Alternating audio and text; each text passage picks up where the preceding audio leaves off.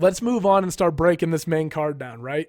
First off, you're going to have Yancy Medeiros fighting Lando Vannata in a lightweight bout. And the first thing that like stands out to me is Yancy Medeiros has some experience at 170, and he's a pretty big guy. We just talked about the weight differences with guys like Douglas Lima and Rory McDonald and Gegard Mousasi. I think that Yancy is going to be the bigger guy in this fight, but here's something to take into consideration. I think that Lando Vannata is much more precise and much more technical and much more – his movements are tighter. He's much more compact. He's a little more explosive with his movements, right?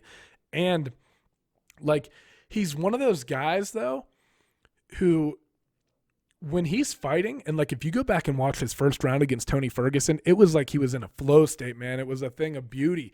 Constant head movement, putting pressure on him, backing up at the right time, slipping out of the way, tagging him with big shots.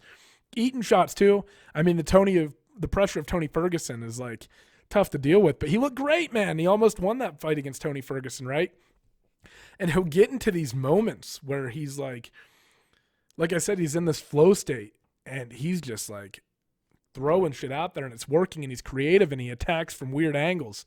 But he does have a little bit of a tendency to drain the gas tank to where he can't keep that volume up over the course of 3 rounds. And I think that what you've kind of seen since the Tony Ferguson fight, because in the second round, Tony put it on him, man. I think that you've seen Lando Vannata kind of go through. This is just, I'm not in the fucking camp. You guys are getting a fan's perspective on all this. But I think that what you've kind of seen with Lando Vannata is him trying to find the balance between chaos and calm. And he hasn't quite found it yet. If he ever finds it and he can find a steady output and a steady volume and know when to apply power, he's going to be extremely dangerous. I know he's 10-4. He's also got 2 draws, which is odd, both of them in the UFC.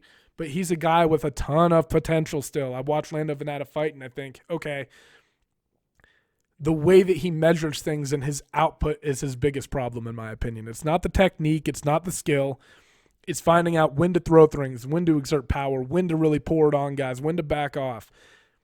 Once that all comes together, I think you're going to see the best Lando Vannata. The problem is if he doesn't have that figured out by this fight, it's going to be an issue because Yancy Medeiros is a fucking warrior. And I think what you're going to see in this fight is a lot of Lando landing clean shots early, and if he's not able to put Yancy Medeiros away early on in the fight, Yancy is a warrior, man. He's got that fucking Hawaiian spear. All those motherfuckers are crazy. I think you're going to see Yancy be able to weather the storm and start pushing forward and hitting Lando Vannata with shots that were more significant than what Lando could land. Like I said, Yancy Medeiros probably not as clean technically as Lando Vannata is, but definitely throws volume. I think he'll have a little bit more pop on his punches and is willing to eat a fucking shot. Not that Lando's not, but Yancy he's willing to go to war, man. Hard to overcome. I know Donald Cerrone knocked him out, but go watch that fight against Alex Oliveira where they were both hurting each other. One of the best fights. I mean, one of my favorite fights of all time, if I'm being completely honest. So wild, so chaotic. If it turns into that type of fight in the second and third round, I think Yancy will have the edge. But in the first round, I think Lando is just going to be able to, like I said, through his technique and through his ability to find openings, things will be there for him. Now, if Lando Vannata kind of finds that sweet spot between applying the pressure and conserving his energy, I think that you could see him go in and get a dominant win and kind of pick Yancy Medeiros apart, maybe finish him. Lando Vannata is that good. But Yancy Medeiros, tough motherfucker, hard guy to put away. And you saw him struggle in that Gregor Gillespie fight, but Gregor Gillespie does that to a lot of guys, man. Like that pressure, that wrestling pressure just overwhelms you after a while. But I don't think Lando Vannata is going to be able to do that to him. I think this is going to be a fight that primarily takes place on the feet.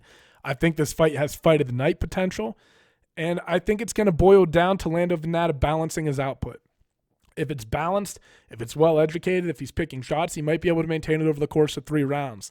But if he gets drug into a war and a battle of wills with Yancy Medeiros early on in the fight, you'll probably see Lando Vannata land more cleanly early, and then that technique and stuff will start to falter as he gets tired and the bigger guy starts to take over. I'm taking Yancy Medeiros in this fight, but don't get me wrong, it could go either way. I think Yancy Medeiros is going to get like a 3rd round knockout in this one. But like I said, A lot depends. I mean, like there are all these different variables in fighting, and if Lando Vannata can find that rhythm, he has a very good chance to win the fight.